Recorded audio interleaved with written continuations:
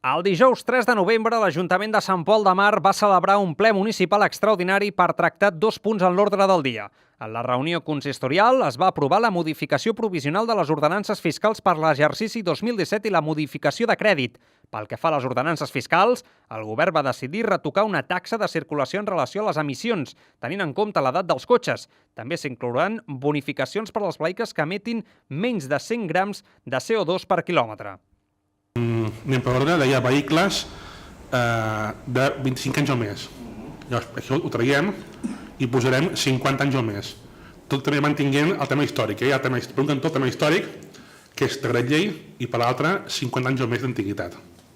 I que tots els vehicles que emetin menys de 100 grams per quilòmetre de CO2 s'inclouen aquí ja. S'entén que els híbrids ja entren aquí.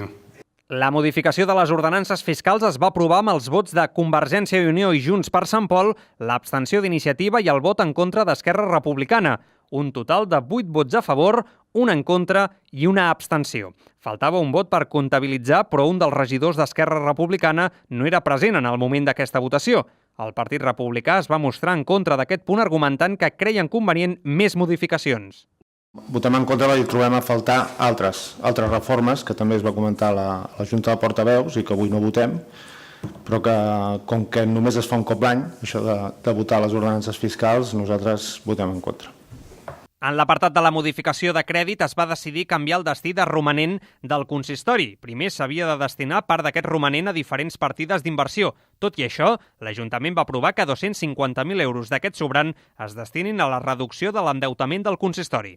La modificació de crèdit es va aprovar amb els vots a favor de totes les forces polítiques del consistori, excepte Iniciativa, que va decidir abstenir-se.